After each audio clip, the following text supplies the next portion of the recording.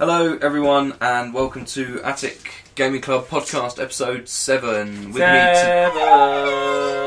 I love you. That's great. With me today we have Sam. Finally. Tom. Hello. Dave. I'm Sam and this is my reaction when I heard that Among the Stars wasn't in my bag. Mate, I will knife you. That's pretty much how it went down. Yeah, and me. I'm wrecked this week because I've worked lots at work, so I'm not going to work. No, it's true. I know where you live. Well, you're there now, so I should bloody hope so. So yeah, I don't know how this week's going to go. Tom, kick us off. What with? No. A ball? No. He just asked you to kick him in the balls. I'd take that offer, to be honest. Warriors of Chaos? Thoughts on any news that has come out of the book? I had a look over the book last night. What? Have you got the book? You cheater. I haven't got it. I know some people who have bought it because... Good cover. Well, Games Workshop is as best of a very stupid entity. So it doesn't bother selling books to their own customers who have loyalty. Well, you could say loyalty. I personally think foolishness to buy the product directly from them. They instead sell it to a load of people who's online retailers who. So you just went to a shop? Yeah. Cool. Yeah, basically went to play fantasy last night at Odd Games in Wandsworth, and the chap who runs the store had a load of books there, and so I read over one of them, and some of it looks good, some bits of it are fucking hilarious. One of the Zinch spells needs an 8 to cast. It's called Glean Magic, has a range of 18 inches. You target a mage with it, and I think there's a roll involved. It might be a toughness test. If a toughness test is failed, the person who's casting it gains a spell that you choose, and the model it was cast at loses that spell for the rest of the game. Wow. So basically, right, thanks Gaben, your 13th now belongs to me, and you can't cast it anymore for the rest of the game. So the toughness test is taken by the opposing wizard? Yes, I think so. It's to that sort of extent of being really good. And they got some crazy thing like for all the 6s you roll as well, you get to add a dice to your power pool. Was that true? I don't recall. They do have a 15 point each school of magic item has their crazy thing. Maybe that's what it was an item on. No, the Law of Zinch is still +1 to your ward save, which is fucking stupid. What? Why they didn't take that out, I don't know. Why, is it overpowered or is it not? Yeah, it's just ridiculous having multiple characters running on a 3 at ward saves. Especially as now there's an item you can get on one of the characters where you can still get him a 3 at ward save, and then he can re-roll any rolls of a 1 on his ward saves. Wow. So he fails on a 2. Yeah. So clearly the Chaos Disc Riders weren't good enough and they needed a buff. Maximum 1 re-roll, like all re-rolls? Or if you you can only re-roll it once, yeah. Okay. But if, say, he takes 2 wounds and he double ones as ward save, he just gets to re-roll them. Wow. So that's really good. But the 15-point item is, when channeling, you can instead choose, it's called like a Skull of Catan or something. You can instead roll... old item. Shh, I'm talking. You can use like 6 dice to channel, but any rolls of if you roll any roll of a 1 when you roll those 6 dice to channel means you lose -1 on your leadership, and if you go down to 0, you die. Permanently lose 1 then? Yeah, permanently. That's not that big a deal because you just won't mind because he's unlikely to be a general if he's taking that. The other thing that's really funny is they've changed Skull Crushers from when they were released in the White Dwarf update. Really? Yes. What have they done? They're now only toughness 4. What? And they have 3 wounds each. And they've gone up to 65 points each. So there's 2 ways of looking at it. The first is that GW did these and then have listened to the feedback and gone, actually, we dropped the ball on these, they're batshit insane awesome, and have thus changed them a bit. Or they released them in one way and made them really good so people would buy loads of them, and then have boosted the points cost so you can't use as many of them and you have to buy other stuff. It's probably if I was... Or a third option is that GW, when it comes to writing rules, are just as useless as everyone thinks they are and appear to be, and it was just completely arbitrary. It's probably a bit of all 3, if I'm honest. Yeah. I would probably say it's a bit of all all 3. Toughness 5 before, and they were toughness 5 before with 2 wounds each. With 2 wounds. And now they're toughness 4 with 3 wounds each, and there's 65 points in model. It'd be interesting to work out the maths behind that and find out which one is actually better. Like which one gives them more survivability against your average kind of, because toughness 5 is obviously much better against strength 3, but 3 wounds is much better against strength anything else. Yeah. Because if you've got strength 7, then toughness 5, toughness 4 makes no difference. You're wounding on what? and on they're- 2s. And they're +1 strength on the charge. Were they not before? No. Were they strength? They were just strength 5, I think, or strength 4 or 5 before. But now they're +1. Now +1 strength charge. That's kind of fluffy and works. And you can give the riders lances, so you can get +3. like loads of. You can get Do to they like actually 7 come strength with 6 lances attacks. on the models? No, it's have hand weapons. You can still give them magical hand weapons, but you can now give them lances. You can get something like 6 or 7 strength 6 attacks on the charge from each model. So they're still going to obliterate anything they touch. The actual models themselves don't come with a lance option, which is quite unusual. No, you'd use For spears on them or something. Normally they only make options that they made kind A of... lot of things don't have like stuff lance options in the stuff they do. Like they might have spears and stuff, but I've seen, most things don't. Warriors don't have great weapons. No, halberds. Anyone who's ever bought a box of Chaos Knights will have those spear arms, because nobody in the history of anyone ever has ever used lances on Chaos Knights. You give them in source of weapons. weapons. Give them in source of weapons unless you're an idiot. Yeah. So you can use those. So that's New Warriors of Chaos. The 2 monsters are utter garbage. What's the specialness with the not the skull crushery type one? The vortex. The vortex. It's got a bound power level 5 spell, which has a range like 18 inches, and you roll a dice to see what it has to do, and it's something like take D6 toughness tests, and this happens, and you've got like 6 results. It's weird. They're not great. What points are they? Therefore random. Points, roughly? Can't recall off the top of my head. The Vortex Beast at least has regen and a 5-up Scaly Skin.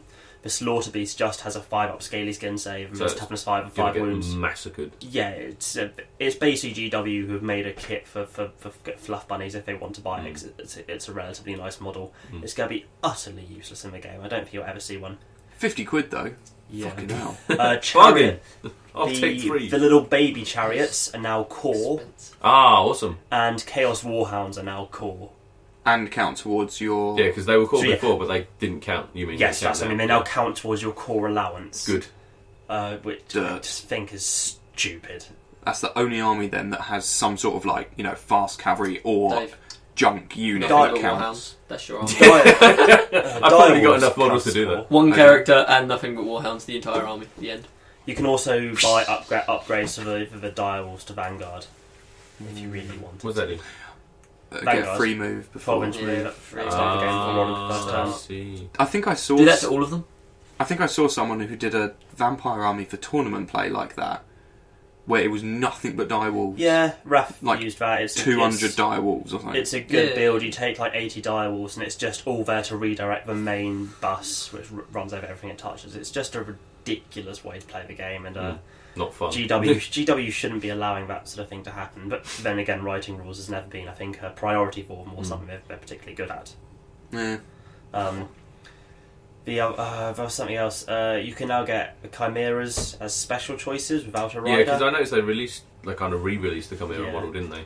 They're like 230 points basic, so they're only marginally less expensive than an abomination. Wow. They just want to sell that kit, don't they? Yeah. Because they came out with it for Storm of Chaos. Storm of Magic. Yeah. Storm of Chaos. Storm Magic, yeah. For the most part, it looks like a few things got more expensive. Forsaken are still useless, but they're now core, and you can get 5 of them for less than 100 points. So they're basically going to be chaff, which can outfight other chaff. Too random, that's the thing. You get 2 attacks, you're a standard. You don't really take them for that, you just take them for getting in the way of stuff and killing other people's chaff. Are they cheaper than Warriors? Yeah, 5 of them is 95 points, I think they're 18 points each. Yeah. Or maybe 19 points each. Well, I mean, old book they were more expensive than Warriors. Okay. But now I don't know. It's the fact that they were minimum unit size 5 or something, as opposed to Warriors, which are 10, I think. Okay, fair enough. So Warriors can now run chaff heavy armies. Yes. Because why not, I suppose. Well, you won't see me doing that shit because I'm a fluffy player.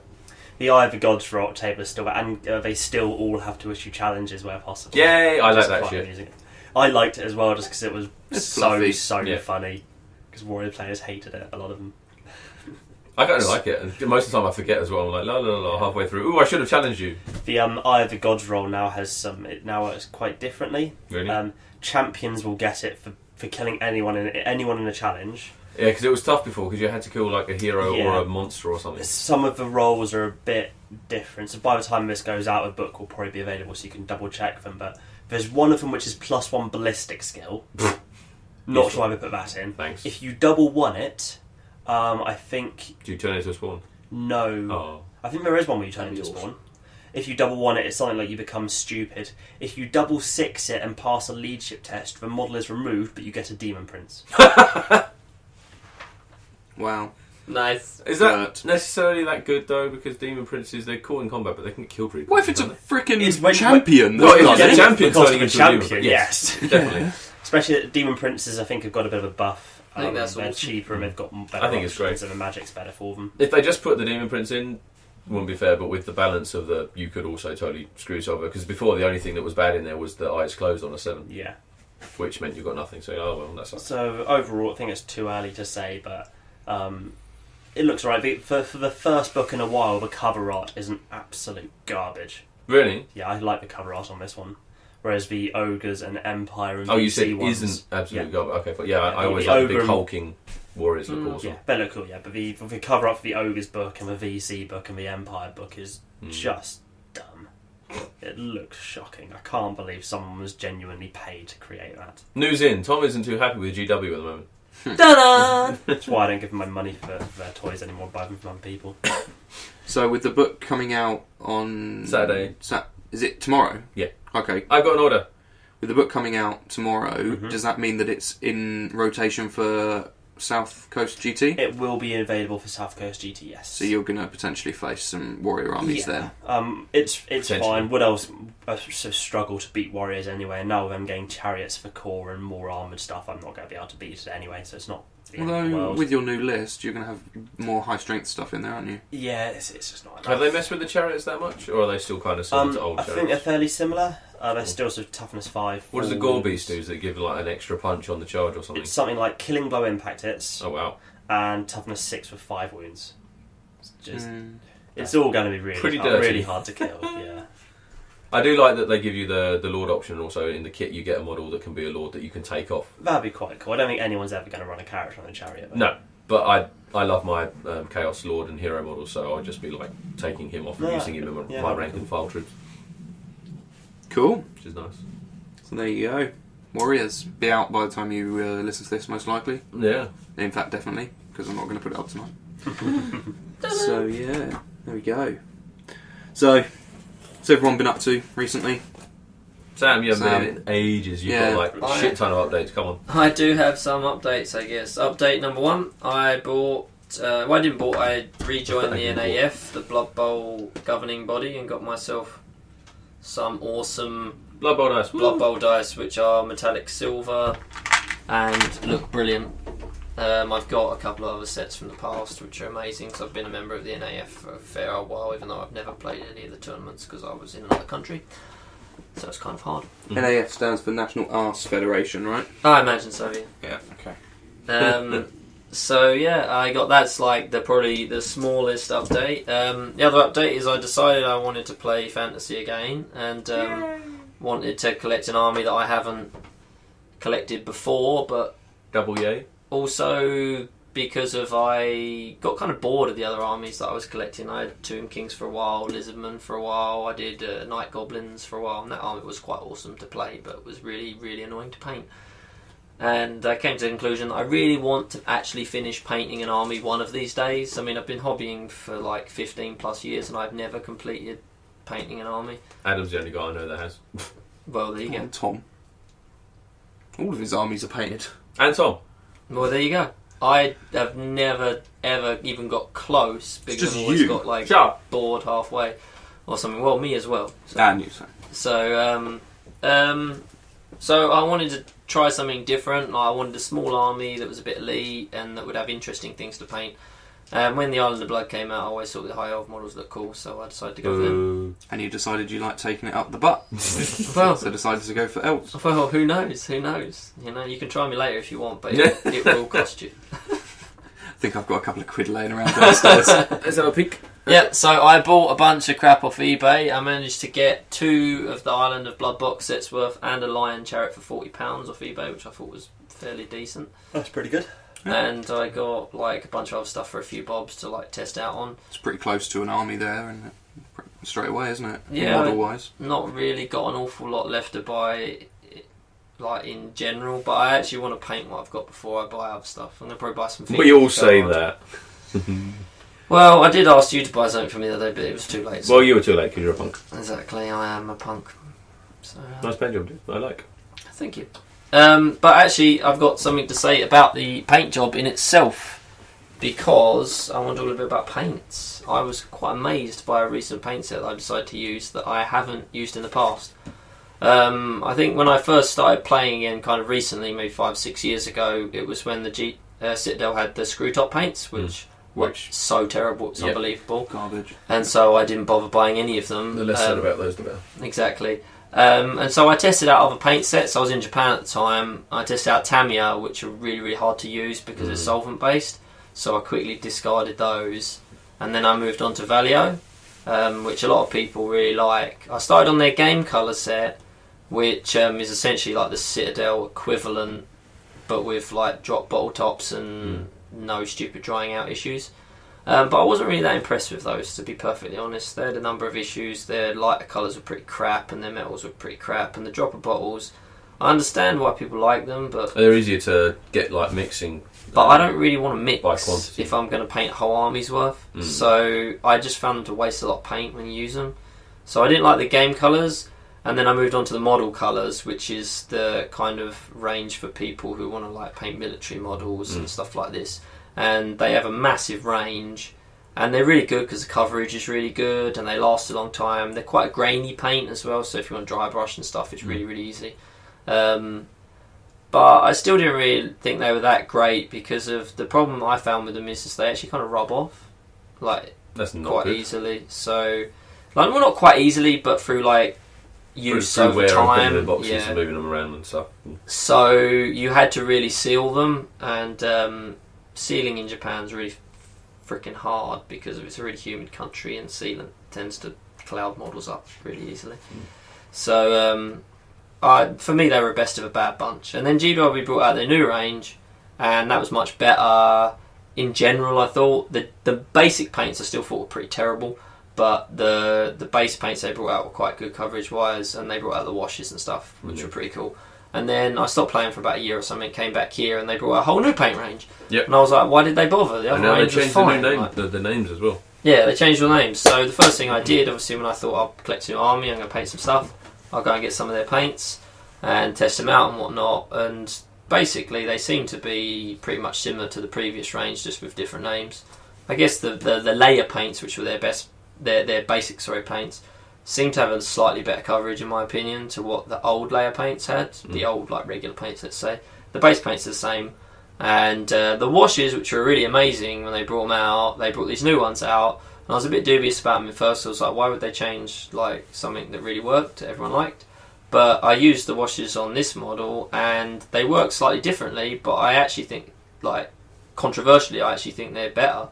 Is it a wash or a glaze? Because they've got different ones, or do they only have glazes? I don't know. I thought there's washes and glazes, but there's only like 4 glazes or something. There's like basically the primary colours plus. I used Null Oil. I don't know what that one is. Is Null Oil one of their washes? That's or a wash. That's a wash. Null Oil is what used to be Badab Black. Yeah. Well, I think that's better than what Badab Black was, because if it doesn't really change the colour as much that it goes on top of as the old Badab Black did, and it does pull in the recesses a little bit more. So I think, like, for a slightly...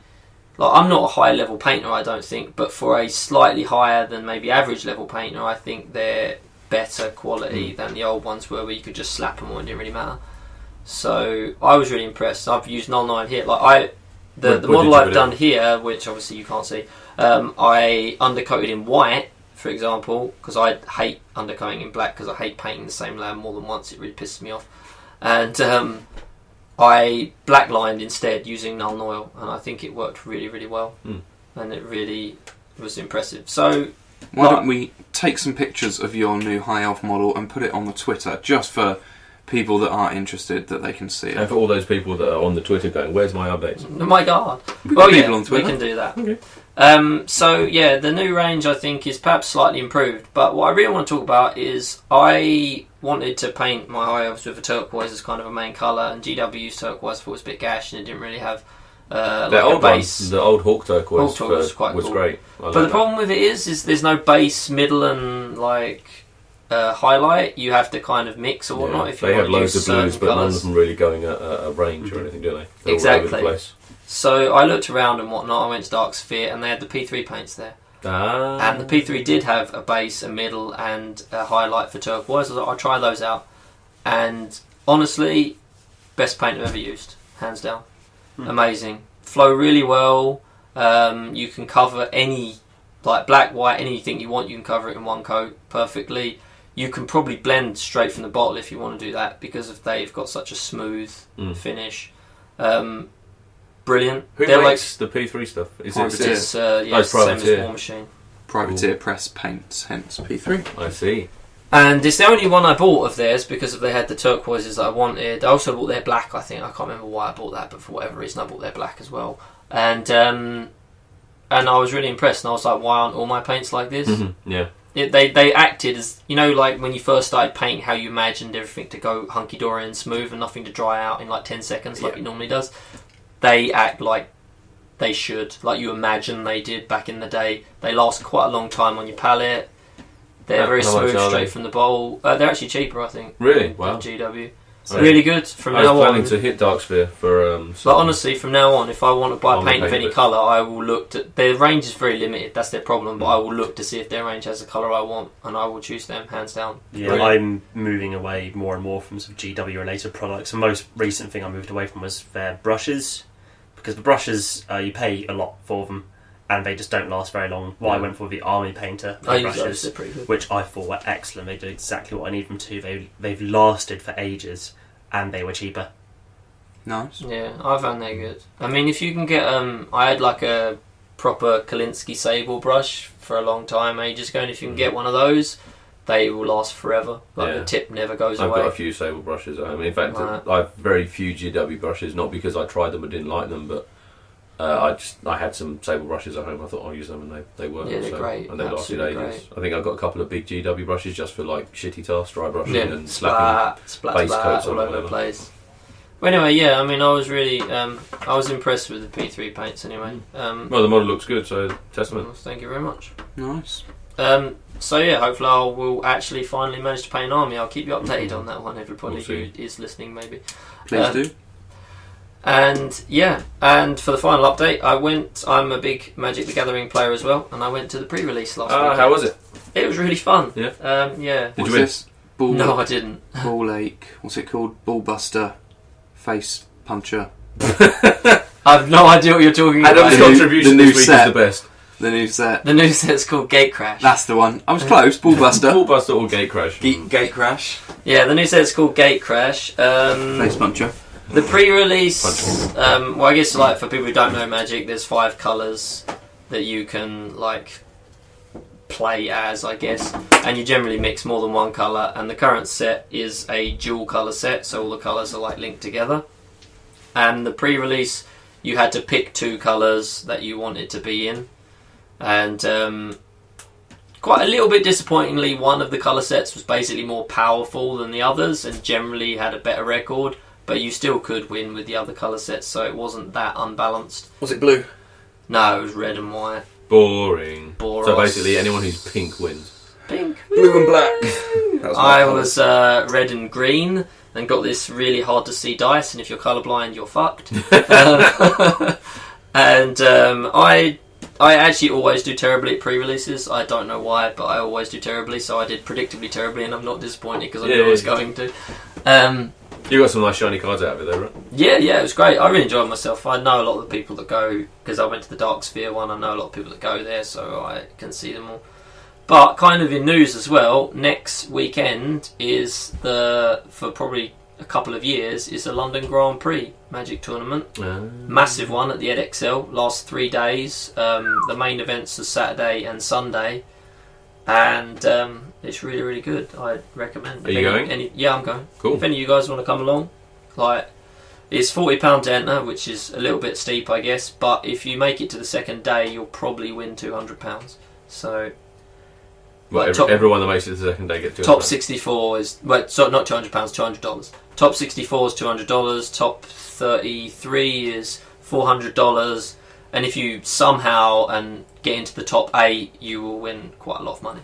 Awesome. Top prize is like $3,500 and a ticket to San Diego to another tournament. Good support then. That's nice. Yeah, Wizards of the Coast are really, really good. Like, they really support. Well, they've got to keep the tournaments going though. So pretty much, like, it's really good. It's limited as well, which means you don't need anything to go to play. You just pay the £40. You get the cards there. You make the deck there and play the game.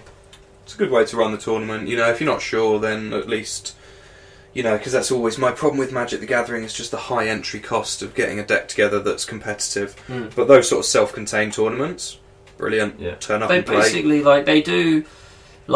they do something like 20 or 30 tournaments a year. They normally do what they call Pro Tour, which you have to kind of win entry to maybe 3 times a year. And then the Grand Prix, like, anyone can enter, doesn't matter. And they split it between constructed formats, where you have to construct your deck outside of the tournament and bring it along, a bit like making a list in Warhammer. And then the limited ones, where you get the... I'm just fine, don't worry. Okay. Where you get... I can tell because I'm sitting next to it. Fair enough. And the limited ones where you get the cards on the day to make the deck. And the London one, Draft happily... Yeah, like draft. This is sealed, so you get 6 packs, and you make a deck out of the 6 packs. So yeah, and the second day's draft. So if you make it to the second day, you draft twice. Cool. So first day will be, I think it's 8 games. That's pretty good. Like, you get 8 games on the first day, and I think probably you need to go 6 and 2 to make it to the second day. No, good luck. So yeah, it's not a pre-release, so you're in with the chance. I'm actually, if it was a pre-release, you'd be rubbish. Exactly. I'm terrible at pre-releases, but I'm reasonably good at other ones. I don't know. I'm just cursed at pre-releases, I think. So, cool. I think I'm cursed at opening the packs and getting good cards in them. Whereas, because it's an official level tournament, someone else will open the pack. Like, you open the packs and then you pass it to someone else, so you can't cheat. Yeah. So you can't be like, oh, I brought these cards with me. I'll just insert them into my magical awesome deck. So you open the packs and then you tick like what cards were in the packs you got, and then you pass it like to somebody else. Nice. Cool. So as I said, anyone who wants to come is welcome to come with me. I will be going on Friday to register, and you get a free pre-release card. And the pre-release card this time is really good as well. It's actually worth about £20 just for the pre-release card. So, wow. Yeah, it's Primeval Titan, like, amazing card. And you get a free playmat as well if you're within a certain number of people that register first. So if any of you want to, I'll register you when I go on Friday. Cool. The whole time off. My card gaming days are over. You hate card games now? No, well, I don't hate them, just money. Like, if I started spending out on stuff like Magic or whatever, as well as other crap. Yeah, my life would spiral out of control into a hellish pit of debt. More so than at the moment. That's fair enough. But that's all kind of what I've been doing in news and stuff. I don't know. Cool. Bit of a mix. Cheers, Sam. Playing loads of Skyrim as well. Redid my Skyrim character from the start. And loving it.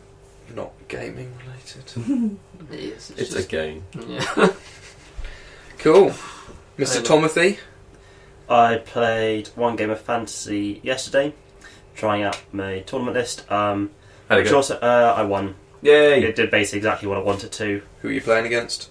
Played against a friend of mine with his ogres, which is good because it's the army I designed my list to beat, and a few things just went silly because dice games will do that. But still, everything more or less went as planned, and got the pretty solid win out of that, which was good. Are there a lot of ogre teams in tournament play at the moment? There are a lot. Yeah, really? Is that a lot of people. Cheese. Yeah, basically people realised they could start doing well at the game by, instead of actually trying to play the game or to play it well, go out and buy an ogre army. Suddenly you'll start winning games. Yeah.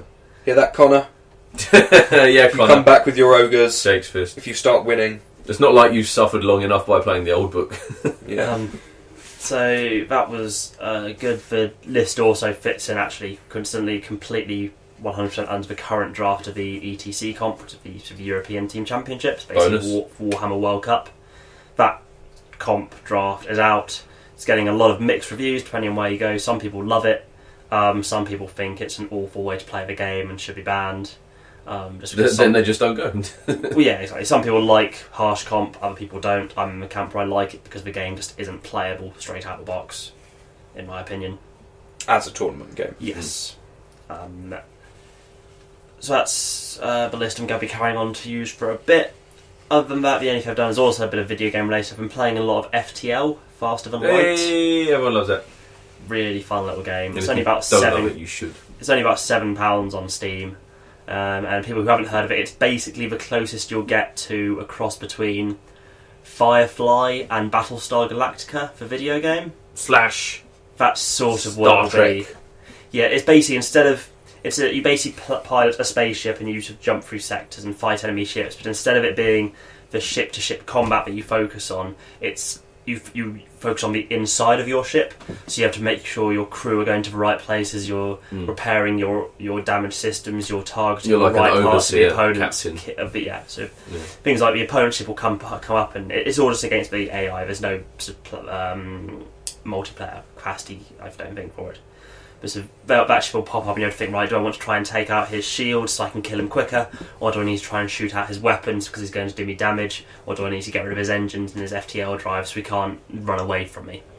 It's just a really fun, addictive little game, which is... Unfortunately, you can pause the game and issue orders, because if you couldn't, oh my god, it would be crazy. Yeah, you can pause at any time, which is good. So I've been playing a lot of that, and that is everything in my news. Cool. Dave? Dave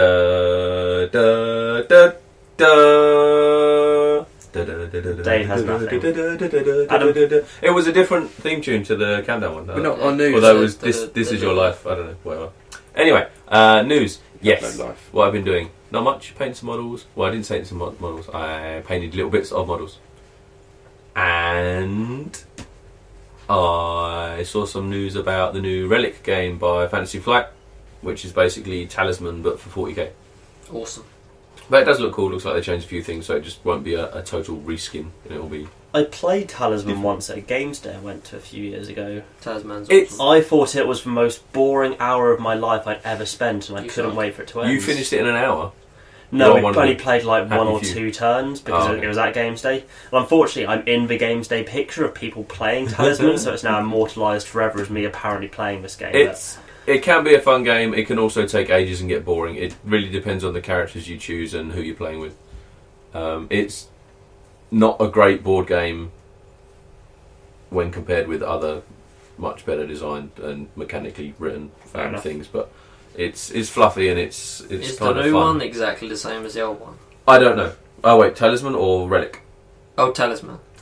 The 4th Ed Talisman is very similar to the old ones. I think they've just changed some stats, redone the artwork and cards and things like that. There's a load of expansions for it as well. Yeah, they just released the City expansion. Yeah. Like the one where you could just go into the warp and become a Space Marine.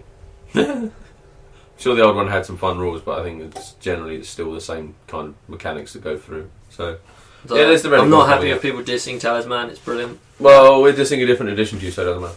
We're not dissing it. I'm saying I enjoy playing it. It's just I can see why people wouldn't. I haven't played it for about 15 years. Yeah, me and my mates had a day of it maybe about a year ago when a friend of mine came back from Cambodia, and he's got it's the old edition, got all the old expansions, and it was absolutely insane. And we just drank beer while playing it as well. Like any monster killed beer yourself. Nice.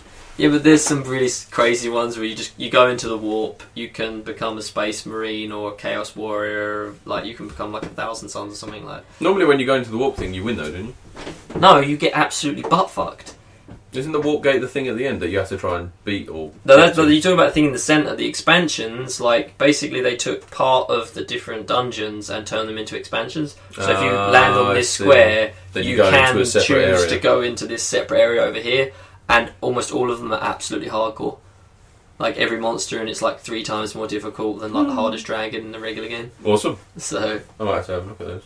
Cool. Yeah, for me, no other news really. Haven't done much. Read a bit more of the Thanquol Lizardmen book, which I'm enjoying quite a lot. But that's it. Nice.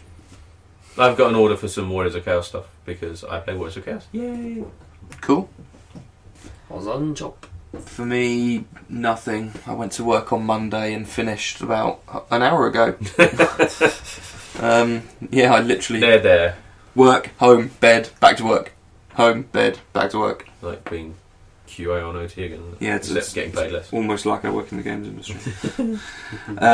Yes, that sucked. I have been finished the last of the Thankful books and started on the Ulrika the Vampire series. The first one, I think it's called Bloodborne.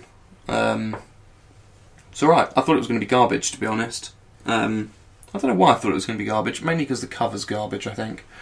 But I guess I learnt a lesson about not judging a book by its cover. I'm actually quite enjoying it. It's quite cool. It's full of vampire intrigue set in Null. Null. It's just a bunch of Null. Null. Oh no, okay. Yeah, that I place. thought you meant like low security space in Eve or something. No, it's set in Null, as in an emptyless void of nothing. But no, it's alright. Yeah, lots of Lamian vampires. Treachery and backstabbingness and fun. But it's alright. What was the last Thankwell book like? Because I remember you saying that you were happy because it was almost 100% Thankwell. Did that hold out? Yeah, it did, yeah. Cool. It's pretty much Skaven, start to finish. Bit of Dwarves, but mostly Skaven. But it was good. Oh no. Not reordered. I found that there was another Skaven book before those series. It was released in 2003 called Vermintide. Oh, I've heard of that one, yeah. Yeah, apparently it's kind of uncommon now, but I found a copy for pennies, like $3.50 or something on eBay. 350 pennies. 350 pennies. Used. So I thought I'd buy that. So I bought that. It hasn't arrived yet, but apparently there's the two different types of Skaven books. Is it Nathan Long that does the ones that the Thankwell series? C.L. Werner is the one. Oh yeah, okay, yeah. Nathan Long does the other stuff. Anyway, yeah. So he does those kind of like comical Skaven that almost the current Skaven, everything goes wrong and they're trying to backstab each other and everything. And then the Skaven in the Vermintide book are apparently like supremely evil that just want to wipe everything off the face of the earth other than their empire and will stop at nothing to get it done. And apparently it's really dark and really grungy and a very different take on the Skaven. Cool. Well, it'd be nice to read for a contrast. Yeah, exactly. So I thought, that sounds interesting. So, for $3.50 I was like, well, I'll give it a shot. Why not? Exactly. So I'm quite looking forward to that getting here. So, and I ordered the other two Ulrika books in the series, which is like Blood What happens if you don't like the end of this Belch and Blood Fart or something. I don't know. Blood Belch and Blood Fart. I don't know what they're called. Well, if I don't like the end, then again they were only like a £5 or something each, so it's not like a big outlay. But I'm sure I'd like it enough to want to finish the series. There's only 2 more books. And the only reason I've been doing that is because I read them on the train, because I've had no other time to do anything else. But it has made me want to carry on work on my vampire army, which is kind of cool, because it was already Lamian themed before I read these books, and now I just want to theme it around the story of the books almost. So I'm going to start work on my Lamian vampire at some point. Make her out to be Gabriella, who is Ulrika's mentor, master, mistress, as she calls her in the book. Mistress. But yeah, so that was me. Exciting stuff. So yeah, that's what we have been up to. So gaming today. What are we doing? And by we I mean you, because I'm knackered and I'm going to fall asleep under the desk.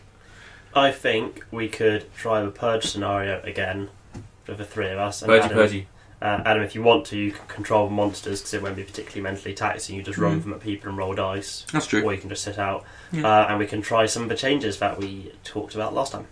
Did you guys want to quickly touch on the after-game sequence that you guys rolled up just now? Just quickly go through what happened at the end of it?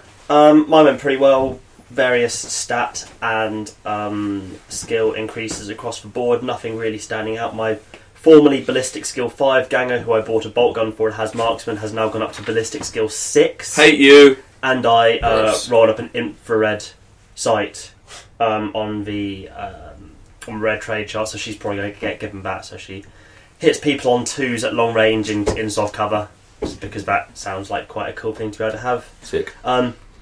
End of the game, end of last game, sorry, 2 of my gangs went to have action. That's actually a mistake. It should only have been 1.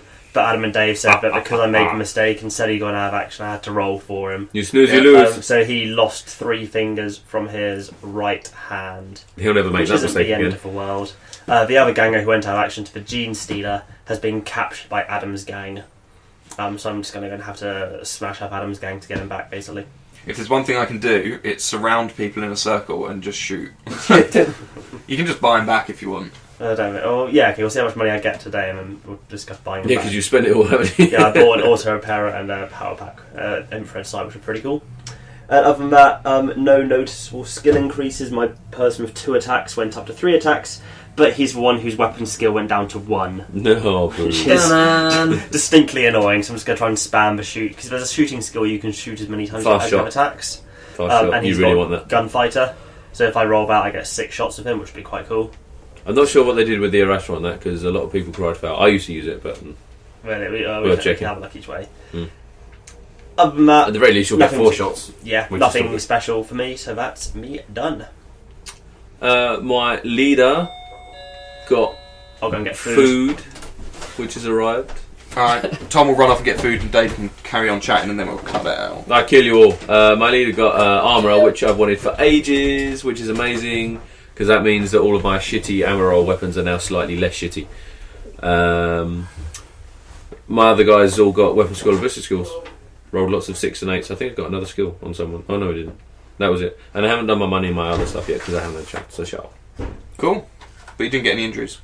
I did actually. I got a dead, which I re-rolled into a fully recovered using my medic, and then I got another fully recovered. So it was fine. Nice. And unlike Tom, both of those were meant to be serious injuries, so it's fine. Excellente. Nice. Well, yeah, okay, cool. So we will leave you guys here, go off, eat our foods, then come back and play a game and report back to you. So yeah, it's going to be Necromunda. It looks like it's going to be the Purge scenario that we played last week, but hopefully with a bit of... That wasn't Dave burping. But with a bit of revision, just because it took a little bit of time last week to work out how to do it. But yeah, so we'll do that and then we'll see you in a bit. So in the meantime, enjoy this song or skip it if you feel so inclined. And yeah, we will catch you in a bit.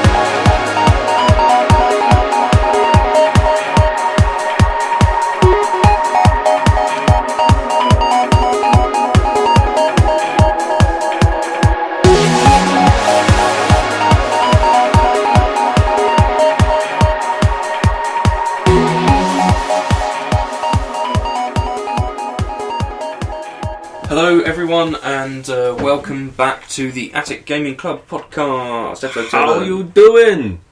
So, the guys just finished playing a game of Necromunda. Yeah, playing. What?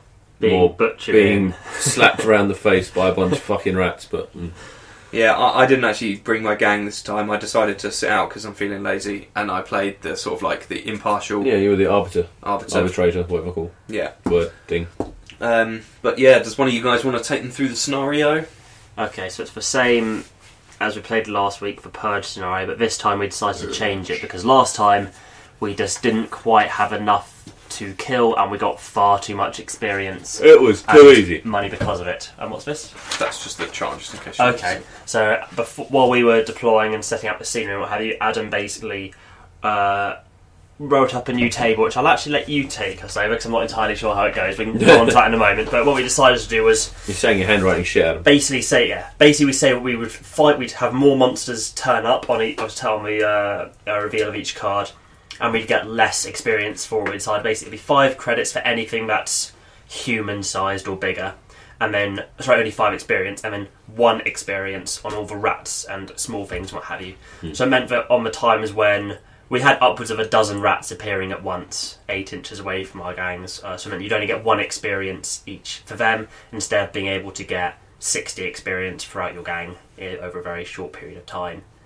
The downside of this, however, is that we had so many rats pop up that it was basically, you reveal it, you can't kill them all, the person who revealed it then gets jumped on by 3 or sometimes 4 rats and dies. Yeah. And then you kind of kill them all off. You're basically trading... It happened every time, didn't it? Yeah, There was it seems like 3 instances where a big bunch of rats appeared and went, "Oh hi, you can't kill me," rah, and bit everyone's faces off. Yeah, I personally revealed 2 piles. One of them, I just took everything off as soon as it appeared, and the other one, I lost 1 person before I was able to get rid of it. So basically, it seemed more like... To be fair, I don't think we played it that tactically. What we could have been doing is advancing to 8.5 inches away with 1 person. Yeah, he then moves half an inch forwards, then runs 7 inches back. We were very gung-ho. Yeah, because a lot of the things where the rats are movement 8, you can't get away from them. Actually, you couldn't have done that because the rules state that when somebody ends their movement that's within 8 good. inches of the card, then it reveals. Oh, so you could run through 8 inches of it? Yeah, you could technically. You could run up to it, but you have to end your movement to trigger the card. Fair enough, then scrap that idea. That would work. So it is Nice idea. basically you sacrifice someone to reveal what's there and hope. Well, I always tried to have like a bunch of guys just outside of 8 inches in shooting range, like short distance, and move someone in a little bit closer, and then have them reveal. But I mean, look what happened to me. I think I had my entire gang, bar 4 people, got taken out, and I think every single one of those was rats in hand and combat. Yeah, I had 4 people go out to rats as well. I think Sam had about the same. We actually decided that game is not going to count. We're just not going to do the background. We're not going to do a post-game thing or anything for it, just because we got We're testing out. So it was maybe a bit too much, especially with the original roll. What was it, like 17 Ripperjacks or something? Yeah. You actually halved one at one point. Sam spent his first turn just pulling Ripperjacks from his orifices. He was like, get off me. Yeah. That wasn't... Sam's had to shoot off to get his train. As usual. Bye, Sam. So, what do we think needs to be done in that? Do we keep it as you're going to get mangled, but you're going to get all of the money and all of the experience for it? Or do we go as you're going to be in danger, but we're only going to generate half as many monsters next time? See, there needs to be a happy medium, I think. Yeah. You know, I don't like the idea of gangs coming away with 200 creds and stuff after the game. You know, I think that's too high. But on the flip side, I don't want to see gangs losing multiple members to deaths or to serious injuries. But there needs to be the element of you know, concern in there as well. It can't just be go in there, collect 30, 40 creds worth of stuff and not really have any harm. So perhaps we just sort of tweak the Drop the numbers down. And we did get a horrendous lot of swarming enemies. And not as many manageable, smaller groups of slightly more powerful enemies. So. I think perhaps we need to... Because as it works, as I wrote it originally, when you flip over a face card, so King through Jack, Ace through Jack, it would give you... It says in the book, you know, 1 to 4, depending on the face card, of either vermin, scum or chaos, witches, etc. And so I was just sort of randomising that, and it just happened to be that almost always it landed on vermin. So it would be like 4 lots of vermin. So that's when the Ripperjacks or the last rats came out, and there were like 17 rats because it was just 4d6 worth of rats or something like that. Horrific came out at the end. So you know, perhaps we just tweak it so that the face cards sort of like always shift up or something, so it's always scum or witch, chaos, alien sort of things, you know. That reduce the chances of high numbers of... Yeah, exactly. So an alternative would be to drop the stats of the rats a little bit, because at weapons, skill 4, strength 3, toughness 3, they're basically a ganger, slightly better than a ganger, and you're having to deal with sort of 17 of them at once. Yeah. Either dropping the stats so that at the moment it was kind of if 2 or 3 rats get into you, your person is going down. It doesn't matter who they are. Like Sam lost his big 3 wound toughness 5 just from having rats jumping on him. So it could be that you have to get mobbed by 3 or 4 rats in order to die, as opposed to 2 rats touch you so you fall over. Yeah, which is what it felt the like listeners today. may be hearing rats and thinking, "What, you guys, a bunch of pussies?" But these aren't rats; these are giant rats. They're effectively gangers. They are hard as nails. They're Necromunda mutated. Oh yeah, definitely. Yeah, I just don't mind them getting the wrong idea. Potentially, yeah, I think you could be right. I think another thing that you could do is also the original rules say the piles have to be 12 inches apart. Yeah. And when you come within within 12 inches. Now, the last game we dropped it to 8 because we were playing on a slightly smaller board and we thought, okay, that sounds better. And it's supposed to be for 4 players and we were only doing 3. So perhaps we push that back up to 12 and try it with the smaller pile, with the piles, to reduce the number of stuff that's going to be on the table. I don't know. Yeah. It still feels like it might be a little bit too easy Mm-hmm. if we were to do those changes. I think if we go back up to 12 inches, we'd probably need to play on the whole 6x4 surface. Quite possibly, yeah. So just stick some more like 40k scenery in or what have you. Maybe even put like a forest in. Yeah. Mushroom forest. Yeah. Yeah. So the more space you've got, then obviously the further away you can manoeuvre or what have you. And depending on what pops out at 12 inches, only the rats would then be able to charge. Rats and gene stealers and And ripperjacks. that sort of stuff. But as long as there's a chance that what you reveal isn't going to basically then jump on your person with 3 models and kill him, is better, I think. I think it's better. I quite like the idea of you sort of like startling this, flock of ripperjacks or this swarm of rats, and then you kind of go up, you shine your flashlight on them, and they jump on you. Just explodes all over your face. But the other thing we said we were going to do is if you voluntarily bottle out, you get no money whatsoever, and if you fail a bottle check, then you only get half. I feel like maybe we could we could revisit that, because we could keep it as you're going to lose people, but we could say that, well, because you do still have the option to bottle out, you could lose 2 or 3 people and then voluntarily bottle and still get something from it. I'm not really sure how to articulate that better. Yeah. Perhaps it's all relative Maybe getting to no money at all is a bit too harsh, considering. Yeah, especially if you have 2 or 3 people go have action and then no experience for it. Perhaps it's something like it's relative to the amount of turns that you've played. Could do. So, if 2 people stayed in and they played 10 turns, then that would be their number. And if somebody bottled out at turn 8, perhaps you then half that. Yeah. So they get 4. So the total of number of turns that were played with all players would be 24. One player gets 4 out of that. The other players get 2 lots of 10. Okay. And that would be their kind of share of the money. You just divide it by 24. 2 players get, 10 lots of it, and the other player gets 4. Or something. I don't know. Just off the top of my head. The alternative is we do keep it as try to balance it out by being lots of risk, lots of reward, as opposed to a bit of risk and a bit of reward. So that way, even if you do come in, you lose 2 or 3 people, but you kill 20 or 10, 15 rats, you've got loads of experience, even if you don't necessarily get very much money.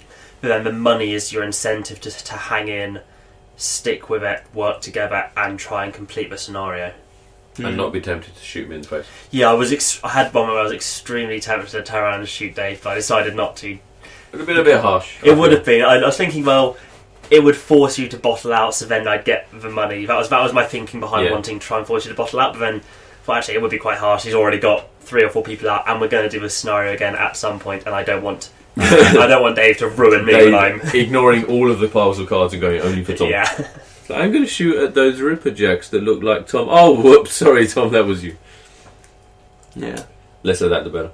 Yeah. Well, so there's still tweaking to be done. I think it was better than the last time you played it. Certainly more fun. Yeah. It was challenging. It was worrisome. Definitely more. I was backing threat. up at points in the game, like rather than just go running in. I was like, shit, okay, I'm going to take a few steps back here.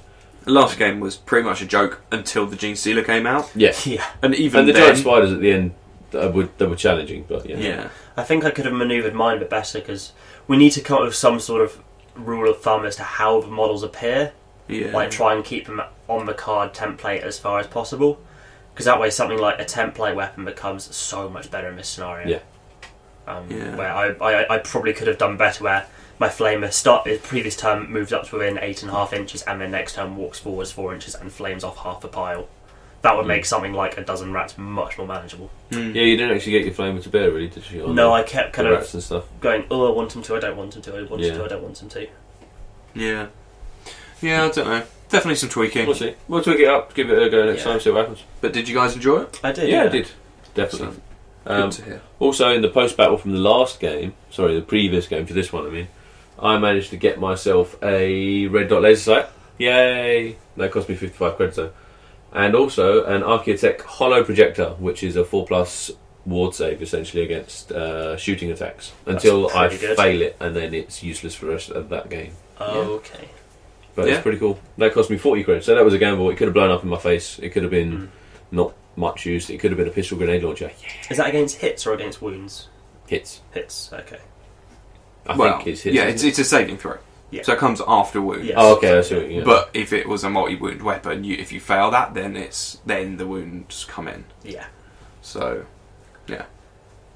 But yeah, that's good stuff.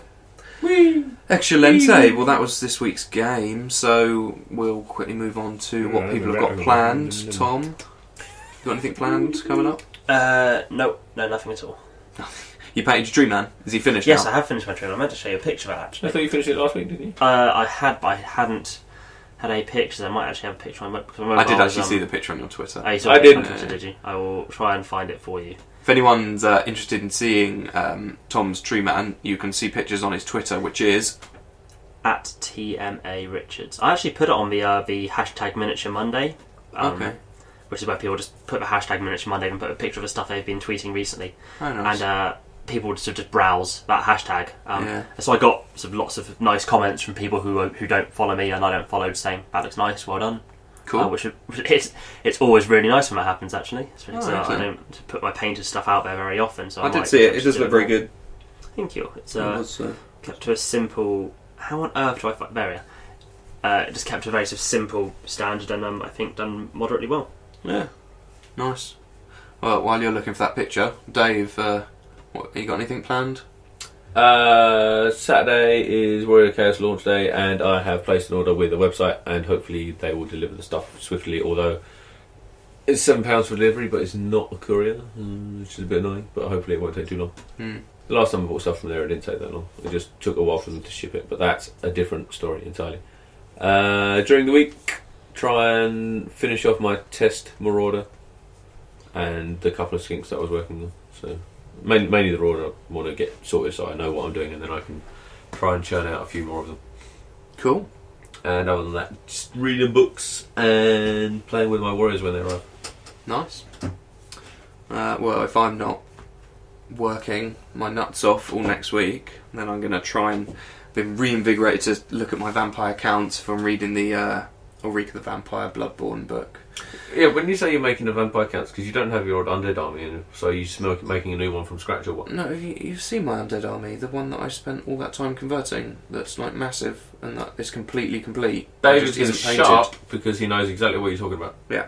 So I have a full undead army. It's just it's all been converted, but it's not been painted or anything yet. However, the character models are heavily converted but not finished because they need green stuffing and gap filling, and because they're a lot of kit bashing. So I plan to work on the vampire lord character for the army, and I'm going to model her on Gabriella from the book. So that is your lord there. That is my lord that's sitting in front of me now. Yeah. And 3-man time. Sorry, carry on. Oh wow. And so I'm going to finish her stuff, green stuff her. I need to sculpt some hair for her, fill in all the gaps and whatnot. And I might even paint her. We'll see. But that's me. So, Dave, what do you think of Tom's Tree Man? I think it looks awesome. Seriously. Thank you. Yeah, it looks really impressive. I don't know if maybe the flash from the photo or anything is making the colours pop a lot more with the vibrancy, but I mean, it still looks detailed and like well painted. Nice. It's Which good. is funny because it's basically layers of dry brushing and a wash. It's fine. And the amazing things about both dry brushing and washes are they're really effective techniques. Yeah, and then a very small amount of me just getting. People have always told me not to do this, but I do do it every now and then. So I'm washing it afterwards, so just pure white highlighting on just a few places. I know I should really mix it in, but I just was feeling a bit lazy. But pure white's alright as a highlight if you're doing it after a lot of other highlights, but just to go straight on with it is maybe a bit harsh. But it's what you like. Put a What white you do. background or a piece of paper behind your models Yeah. when taking pictures. Backgrounds are really distracting. But it does look good. It looks Thank very you. good. Excellente. Well, I think that is us for this week. Monsieur, Mrs. Rocher, you're spoiling us. I hope you guys have enjoyed it. Hope I did. listeners have enjoyed listening to us babble and moan. No, they didn't. Boo. Remember, as always, if you want to contact us for any reason, leave comments. Please do so under this video, where you can see it on YouTube at Attic Gaming Club, or you can tweet us at Attic Gaming Club on Twitter. Also, Facebook, Attic Gaming Club, and if you want to send us a message or an email or something, it's atticgamingclub@gmail.com. So yeah, so from me, Tom, and Dave, Bye bye. that's us for this week. Thanks for joining us. Ciao.